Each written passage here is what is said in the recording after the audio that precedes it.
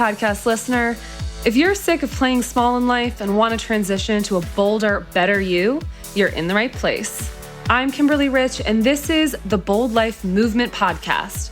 From business, money, marketing, and systems, to spirituality, self-love, creativity, and personal growth, each week, the Bold Life Movement will bring you inspiring stories from real people. Learn from successful entrepreneurs, innovators, best-selling authors, and creators, and leverage your own inner boldness to create an unconventional and truly rich life. Hello, and welcome back to the Bold Life Movement Podcast. I'm your host, Kimberly Rich, and this is episode number 49 with Mansal Denton. I'm really stoked about today's episode because while Mansal is a successful entrepreneur who has some great tips to share about building a profitable, passive income, today's format is totally different. Mansal's story is unlike any of my past guests, and our conversation feels more like the Da Vinci Code than your typical business or personal development podcast show. And, I don't want to give away too many details about today's guest because I think that he can tell his story way better than I could. I will say this, though. Sometimes it is in our darkest hours that we find the greatest opportunity for joy in our life. And that's something that I really learned from Mansal. So with us today to share his bold life, please welcome the one and only Mansal Denton. Awesome. Well, Mansal, thank you so much for coming on. I'm really excited. I feel like your story is super interesting and like a little bit different than other guests I've had. So I kind of want to go back to the beginning. Go back to, before you had spent time in jail, before you launched the businesses that you now have. And you had mentioned at 18, you published a book through a traditional publisher. So I want to hear a little bit about that. How did you know how to go about that process? Just to be honest, like at 18, I think I was worried about why my skater boyfriend wouldn't text me back and like what dress to wear to prom. So I'm fascinated by where you were at 18. Well, as glamorous as it may sound, publishing a book that early was actually a defense mechanism for me. I had soccer, and because I didn't have a social life, or I didn't feel like I fit in as much, I spent a lot of time researching and learning about World War II, and that's kind of how the book came to be, was just being in my room, spending a lot of time by myself, focused on that. That's so interesting. That was the topic of the book, World War II? It was a very, very specific battle. I was just fascinated in history in general, and then it kind of evolved into World War II history fascination, and then it kind of morphed into this one battle because I had a very close friend who was a veteran of that battle. And as I started to learn more about that specific battle, I started buying unique photographs and unique manuscripts and diaries, and I started accumulating a bunch of essentially collectible items, but nobody else had access to them, and many people wanted them. Many people were coming to me from out of the blue like, hey, can you scan and send me pictures? I think my uncle was there. Wow. How were they finding you? Did you have a website and like a blog about it? No, I was really active on online forums. So about World War II? Yeah, there's a ton. This is so interesting. What a hobby for an 18-year-old. Yeah. And I spent so much time on those forums and speaking with people. And honestly, looking back on it, it was amazing that I got to communicate with the people that I did, because many of the best World War II writers, the people who are on documentaries and are publishing the best books, they really were trying to foster the next generation of historians. And so they were very helpful to me. They often would give me thousands of dollars worth of research that they had done in the archives that they had painstakingly done and spent thousands of dollars to do. So I got a lot of help from that community, but I spent a lot of time there too. That is so interesting. So for anyone who's not familiar with you, I know you as the Acro yoga guy here in Austin. So I love hearing about this backstory, and I'm starting to see, I'm starting to connect the dots and see where, the jail time comes in later. So we'll get to that. But going back to the book publishing process specifically, did someone reach out to you, like a publisher, or were you, did you have this realization that, all the research you'd been doing needed to be published in a more formal manner? Like, what was the segue?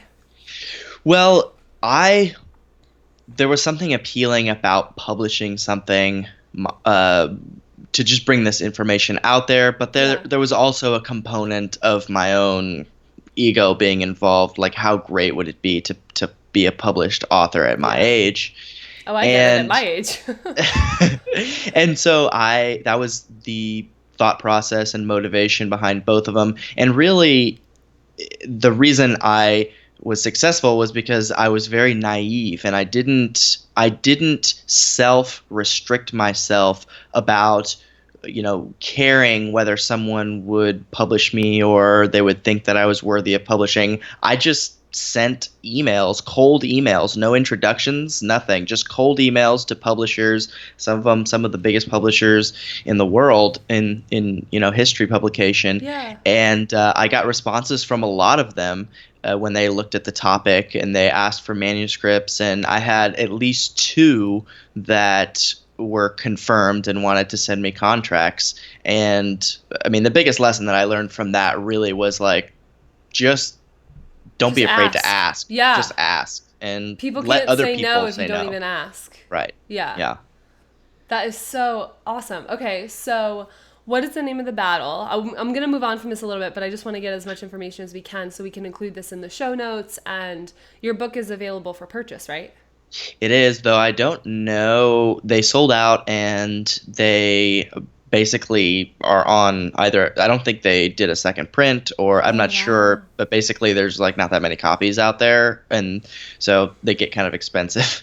But I do have. People want to buy them. What's the name of the book? Yeah, it's Battle for Narva, 1944, and. So cool. Narva it's in Estonia. It's really an old, small city, and the only reason it had any significance was there were thousands of volunteers in Europe who decided to fight alongside the Germans against what they thought was the threat of communism. And so there was probably a dozen different nationalities all fighting in this one city against the Russians, and it was a very unique battle for that reason, very multicultural. Very cool. So my guess, as I'm hearing bits and pieces of your story come out, is that for the book or for your hobby, you took some of the documents from the library. Is that how this all plays out? I'm going to let you tell the story, but I want to guess first. Well, definitely that's where the interest was. Okay. So my interest was in history, and because my interest was there, I went to work with this museum, and I had good intentions because I was just interested in the topic. Unfortunately, temptation got the better of me, and I was working there, and I saw the opportunity to steal and sell the documents. And so these are historical papers? Right, yeah. So they were basically trial briefs for trials after World War II, so they're probably anywhere between 50 and 60 years old. Okay. Yeah, so they're old historical documents, and I worked there for the summer and essentially was using that to pay for my trip to Europe, which was kind of a perfect storm of things. And it's such an it's funny. I mean, hopefully in hindsight, it's funny that you're kind of ahead of your time with the topic that you're interested in and like having published a book. But at the heart of it, like you're still a 19, 20-year-old. I don't know how old you were at the time when you did the 17-year-old who's like, I want to go to Europe. This is how I have to pay for it. So it's I appreciate you being open about it on the show. Yeah, I mean, it's really, a lot of people think of it as being kind of a wow, I'm glad I didn't have that happen to me or what have you, but it really is the best thing that ever happened to me, and it's really a completely different lens that I see life through now. Yeah. That's so helpful. So I couldn't be more grateful for the opportunity to have that happen. So give us a little bit more detail. Obviously, I have more context for the story because we've spoken offline, but what happened? You took the documents, obviously against the law. What played out afterwards, and how has that impacted where you are now? Yeah, so I think it's important for me, or it was important for me after the fact, to really find my internal motivations for doing something like this. And greed was obviously there, and I wanted to fund a lifestyle in Europe that was enjoyable. And by the same token, I realized that there was a woman living in Switzerland who I knew, who was beautiful and interested in history, and was essentially one of the few women in high school that I really was connected to on some level. And she lived in Switzerland. And you met her through the forums?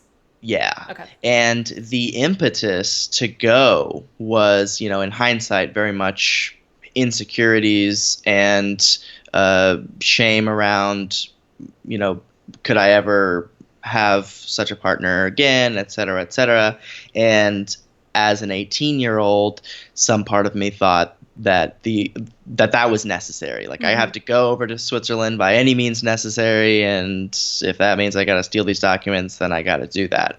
And so that's what I did. And I went over to Lugano, Switzerland, went to a private university there for a year, and came back home for a short period, but then returned to Europe and went to school in Poland as well. And after about a year and a half to 2 years, I came back to the States, and that's when I was arrested. So I had already been to Europe. I'd already, spent time there. Yeah. And I was arrested when I was 20. For something that you did at 18 or 17? It was 18. Okay. Had it been 17, it would have been different, right? No, unfortunately, the state of Texas is pretty conservative as far as the penal system's concerned, so they would have tried me as an adult even if I was 17. Interesting. Okay, so you come back. How did they find out that you had taken them, years later? Well, they noticed that there were things missing, and they took a look at camera recordings and things of that nature, and so that's how they finally figured it out. And they actually knew that I was going to be flying back to Europe to finish school, and they arrested me and raided my house the day before I flew home. Wow. Yeah. You should write this in a memoir, Mansal. Well, we're not even this is like the beginning of the story, and I'm like on the edge of my seat. Yeah, that's definitely in the works. At 26, I feel like I have to cultivate a little bit more to that story. But gotcha. Well, hopefully in the story you include more about the lady in Lugano, by the way. Yes. People want to know. I will. Yeah. She was like Rapunzel or Goldilocks or something. Yeah. So cool. Okay, so they raid your house. Obviously, this is not ideal. No. Then what happens? Yeah, I mean, I remember like looking out the window, seeing somebody walking in my driveway and just being like, that is weird. And I look out the front window and there's just like 10 cars and 30 people. And there's like police officers, lawyers, Texas Rangers, everything. Whoa. And I was just like, my fight or flight response just kicked in really fast, and I was like, crap. I'm like so nervous. For people who aren't watching this on YouTube, I'm like cannot shut my mouth. I'm so uncomfortable. Okay, keep going. So yeah, I mean, it was really a shock, and I only spent one night in jail the first time because my family bailed me out right away. And that was really the start of a really, really long journey that's led me today. It was kind of I didn't realize going to prison was going to make it completely different as well, but I kind of split my life based on that event, Yeah. beforehand and then afterwards. And there were months it was just really challenging because, it was the day before I was supposed to go to school. So I wasn't in school. I couldn't enroll anywhere because it was too late. And I didn't have a job. I was living with my parents, and I had just obviously brought a bunch of shame to my family and Were you created a told bunch of not to stress. leave the state or the country as well? Oh, they took my passport. They actually, for the first month, I was on. House arrest? I had a monitoring bracelet that basically on house. Yeah, I was on house arrest. Wow. I mean, obviously what you did was not okay, but it is interesting to hear all of the, the extent to which the law went to make sure that you stayed put for something that was nonviolent. Do you know what I Yeah, mean? yeah, and uh, I agree, and I think to their point or defense, I guess there are a few things that can help those elected officials become elected, whether it be the district attorney or judges or what have you. Mm. And something that's white collar like this, like a white collar crime, I mean, it's kind of sensational, like steals Yeah. documents at a young age from a museum. It Yeah. was so blown out of proportion. Like they said that I was trying to flee the country. I was just trying to go to school. They really sensationalized it, and because of that, they had to, you know, be very strict because they kind of felt like eyes were watching them. Totally. Yeah. So. So what was your life like in the time between, them raiding the house and arresting you and you actually going and serving time? Well, that was about a 3.5 year gap between the two, Were you in and court? I would go routinely. It would be, every couple months at first, and then once every 4 months, and then once every 6 months or something like that. Yeah. And it's funny when you ask that question. I remembered like every single time I had to go back into court, even though nothing happened. I didn't say a word. My lawyers talked, and we knew that nothing was going to happen that day. I was just going to basically come in, check in, leave. It like sent my body into all kinds of anxiety and fears and stuff. Yeah, I mean, I have to imagine that whole period you're anxious because you just have no idea what's about to happen or when. Yeah. It was really, I had kind of told myself that I wasn't going to go to prison, and largely also because there was just a lot of other voices telling me that it's probably not going to happen. You're Yeah. very young, et cetera, et cetera. But so I really was kind of naive going into it, and also, yeah, it was very distracting. I mean, there were times where I was really making great strides in between that stretch of time, and one day I was on a personal high, and then the next day my lawyer would just text me. All he would do is text me, nothing bad or good. Yeah. But just seeing that text from him was just like reminder of what could happen. Yeah. So it was a challenge, but that 3.5 years was really a tough climb. I mean, like I said, I remember there were times I was at home, no job, I didn't have a degree, wasn't in school, and I was just like watching entire seasons of The Sopranos for a day and just like eating breakfast cereal just because like I had nothing else to do, and Yeah. I That was you just, could do. yeah, that I could do, or I felt I could do Yeah. anyway. And But that yeah, changed eventually because you started a business before serving, right? Before heading off to jail or prison. Is there a difference? before there is a difference. Okay. One Um, sounds jail, scarier. jail is the kind of temporary holding facility. If you get caught with marijuana, you'll go there. DWI. Prison is like you're a felon and you have over like 2 to 3 years of time, like significant time. Um, anyway, so yeah, the progression really came when I realized that as far as hiring was concerned, like I was on my own. I was going to have to eat what I kill because it was very public, me getting arrested, etc. And I started reading some, information about internet marketing, and I got started doing internet marketing, and I remember it was exactly a year after I had been arrested. I had made enough money with internet marketing, just like working from home, that I knew that I could move on my own to Austin from San Antonio, about an hour away, and go to the University of Texas. And that was a huge win for me because obviously I got out of my parents' house. Living on my own. I was self-sustaining. I had, a business that was paying for everything. I was paying for my own tuition at a school. The University of Texas, relatively prestigious, so I really brought back some confidence in myself.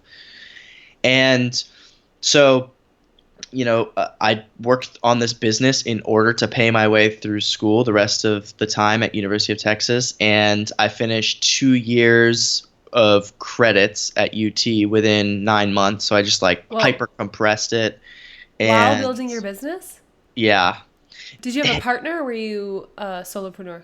I was solopreneur.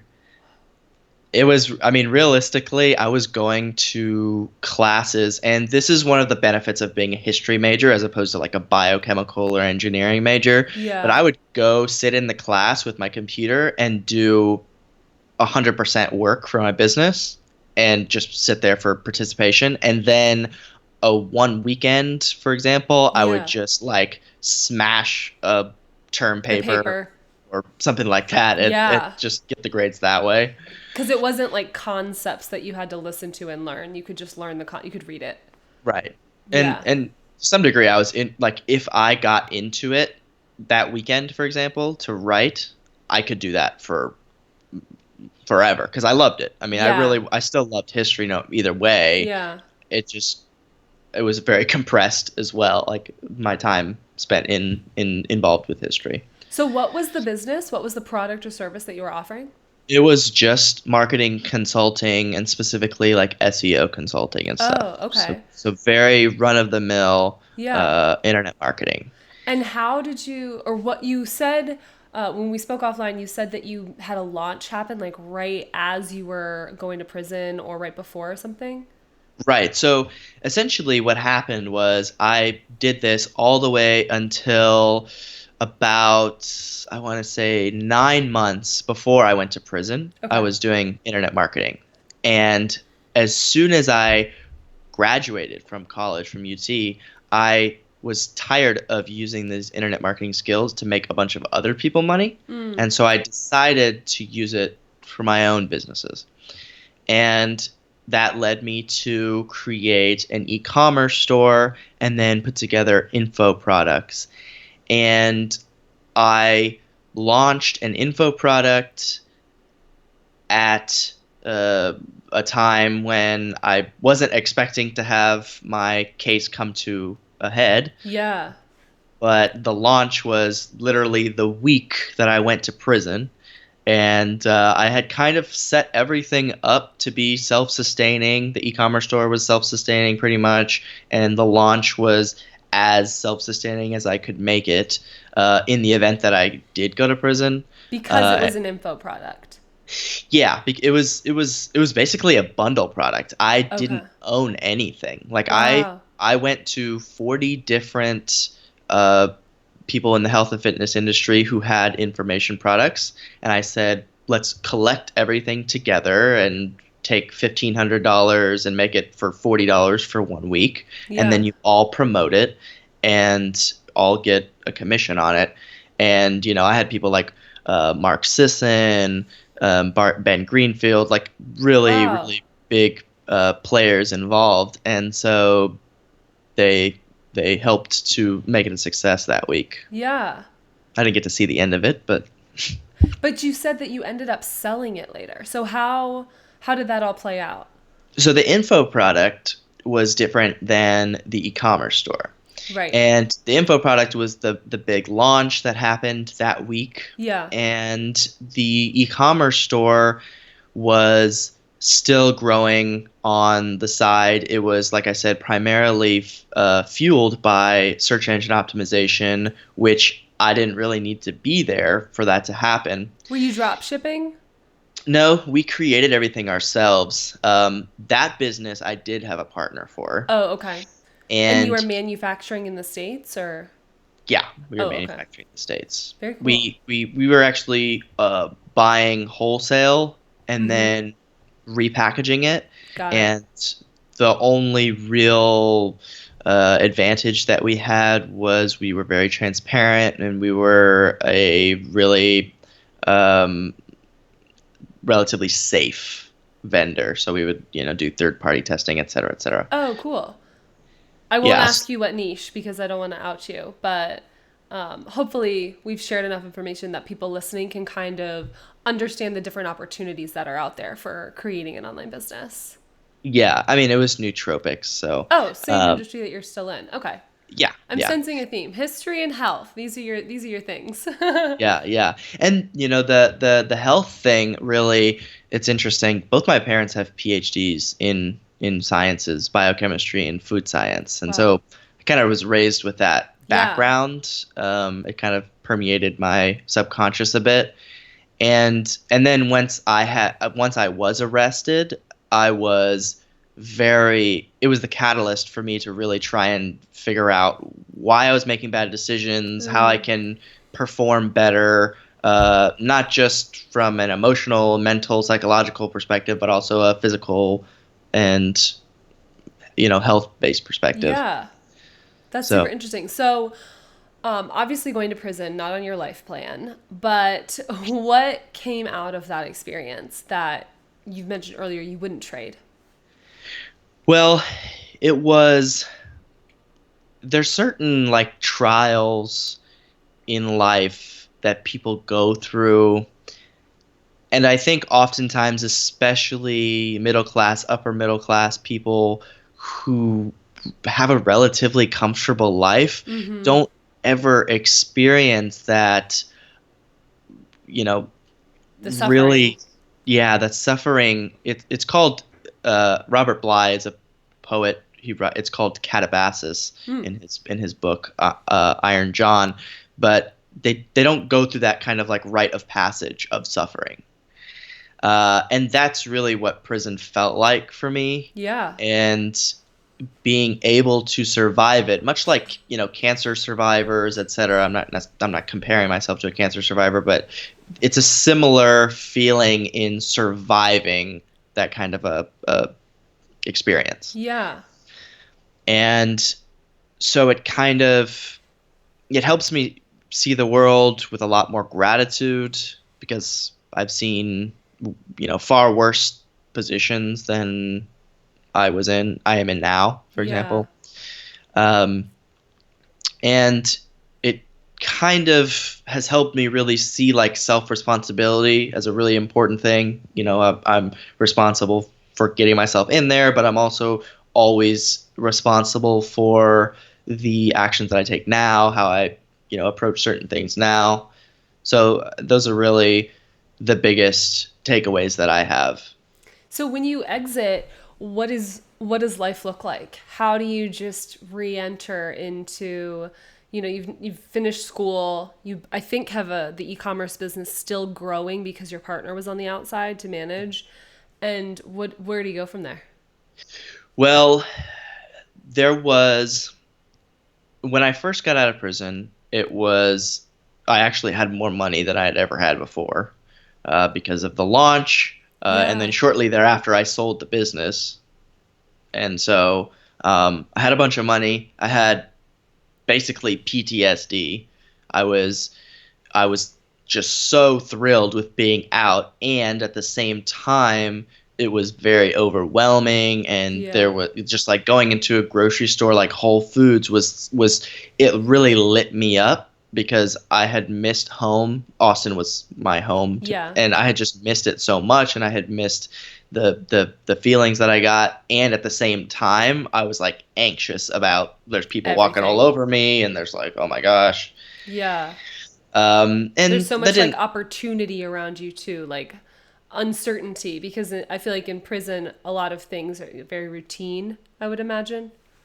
Yeah, they're very routine, and they're also and that routineness is very understimulating, and Mm-hmm. so it's kind of like coming into. I've done a 10-day meditation retreat, or maybe someone's done like psychedelics, and you go into like a store where there's just stuff happening everywhere, and it's just Yeah. really overwhelming. And so that lasted for a couple of weeks, but after that, it was still a process. I mean, it wasn't the really big epiphany that happened for me about prison. Why I went there actually occurred after I had gotten out, Mm. about 2 months later. So I still had, I was still learning and working through my own stuff throughout the period. Yeah, for sure. So how did you transition into what I know you for now, running the Acro festival? Yeah. And intentional dinners, like a very intentional, health focused, wellness focused lifestyle.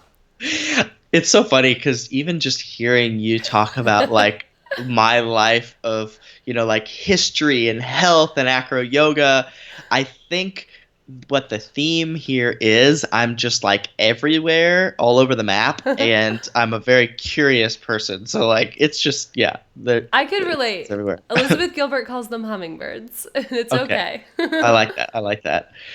Yeah, so one of the personal growth things that happened last year was around my relationship with women and touch Mm. and and just like relationships and things like that. And acro yoga was such a medium to uh, explore that in a physical practice, if you Yeah. will. And so I became really close friends with my teacher, Mateo Daniel, and we went on a road trip together. And after the road trip, my mind is just well, professionally, it's business and marketing specifically. And so we kind of were like, we can totally throw a festival that's bigger and better than this. And so we decided to work on that, and we did so all the way until March of this year, and put together that festival and put together a bunch of other workshops and play workshops Yeah. and things of that nature. Yeah. And from what I heard, I was out of town the weekend that you had the festival, but from what I heard, it was incredible. Yeah, it was so hard for me to have the same perspective as the people who were participating, Oh, because I was totally. just like Yeah. I used to trying. do event planning, so I can totally empathize. I actually wanted to acknowledge you and give you major props for the way that that went down and also for just your journey in general because I know personally how much work goes into an event and it takes a lot of effort and a lot of marketing skills to get the people to show up to sell tickets. So, I just want to give you props for that. I heard Well, it was thank really you. great. Thank you. Yeah, I mean, I it was completely new to me, like doing a live event Yeah, and marketing a live event's completely different than e-commerce. totally. uh, but for a number of different reasons, we're not hosting the festival at the same time, and I'm not involved. But it was so useful for that the skills that I got from that Yeah, experience. Like it doesn't matter what I do now. It's just like another tool in the tool belt that I can use from the experience. for sure. So I have just a couple more questions, two more questions. But before we do that, where can people like stay up to date with you? Is there any website or social media handle that I can send them to? Well, honestly, if you want, they can just add me on Facebook. That's where I tend to be the most active as far as social media is concerned. It's just MANS dot Denton, and that's Denton. yeah, it's not a page. It's just my personal Facebook account. Also, my big project that I'm working on right now is called Nootropedia, and that is primarily a nootropics and smart drugs like information portal. So if you're looking for, let's say, modafinil, for example, we have a whole like profile just on that. Oh, okay, But interesting. but what I'm more excited about as part of that project is I'm really getting into like video editing and shooting videos and doing a lot of self experimentation. So I've got, I just recently posted a video about doing cryotherapy and, all the effects of that. I got, new sleep tracking devices and stuff. So just kind of cool health, Yeah. things of that nature. Are these on YouTube channel or are they on the Nootropedia site? So they're on both. Pretty much, one of the biggest problems that I found in the nootropics industry is that it's so shady and nobody wants to put a face to it. Yeah. And so I've just started making videos for every single like post that we do. And so there's a video embedded in pretty much every post on Nutripedia.com, and then Awesome. also on the YouTube channel you can view them there as well. Do you use the camera that you're using now for your videos? No, this is a webcam that I'm using now. It's a good camera. Oh yeah, great. Yeah, you look Great. great. Well, thank you. Stop. But no, but I have this webcam actually for a summit that I'm doing, which is a bunch of interviews. But I'm really excited. I've got a Canon 70D Oh, wow. camera, so yeah, it's a really good You're not messing DSLR. around. Yeah. No. Sweet. Well, we will have links to all of those things in the show notes. But before we wrap up, I do have my two final questions. I ask these at the end of every interview. The first is, what is your definition of leading a bold life? Or being bold, whatever speaks to you. Being bold.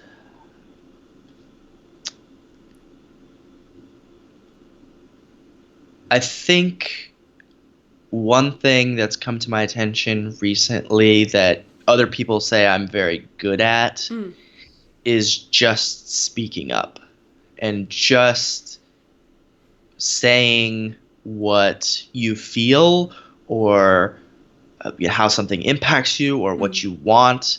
And maybe that's a strength that I've had even back when I was just asking people to publish my book. Yeah. But it's something that I've always just taken for granted because I'm me. And I think it can always be improved upon. Just speak up. Yeah, I love that. I can definitely relate to that. I feel at every job I ever had, I was the one who would say what everyone was thinking but wouldn't say. And my managers actually respected me for it, even if in the moment they didn't love it. Yeah, so I definitely love that as well. And then the last question, given that you have so many interests, what would you say is your underlying why that makes you pursue something or create the life that you've created? Ooh, these are good questions. Yeah, I was going to make you do some work, Mansal. Yeah. We could. Oh man, we could do some LSD experiences with these questions. Um, for me, now it seems like pushing the boundaries of potential is kind of my why. And I think that's really what smart drugs and like brain performance is all about, is like how do we push that potential further? Yeah. And that's what I'm doing in a professional sense, but even the way that I lead my life, I love to push myself further and try and, go a little bit further. And then when I look at the things that I'm most interested in reading about and learning about, it's like colonization of Mars, like asteroid mining and biotechnology, and so pushing the boundaries of what humanity can do. And there's just something about pushing those boundaries of our capabilities that it always excites me and motivates me. That's awesome. I've not gotten that answer before, so that's refreshing. I think I said in a recent interview, I feel like sometimes I've asked this probably 50 times now, almost 50, and they can be really similar, but that's a new one. So props. Yeah. Yeah. Well, Mansal, that was amazing. I'm super grateful that you came on. This is definitely one of the more unique interviews that I've had, telling, kind of a narrative over the course of the conversation. So I really liked it, and I'm happy to just get to know you better. We live so close and we see each other kind of often. So Yeah. Thank you so much for having me on. I really hope that I don't have any illusions that my life is some kind of inspiration to people, but I hope that it kind of gives people a way of living in a different perspective. Yeah, for sure. Well, thank you. Now, how fascinating was Mansal's story? Seriously, big thanks to Mansal for coming on today's show. Definitely check out theboldlifemovement.com/049 to get more information about him and to get access to all of today's show notes. Next week will actually be our 50th episode. That's huge. That's right. It's been almost a year since we launched the Bold Life Movement, and we're wrapping up season 1 with our 50th episode.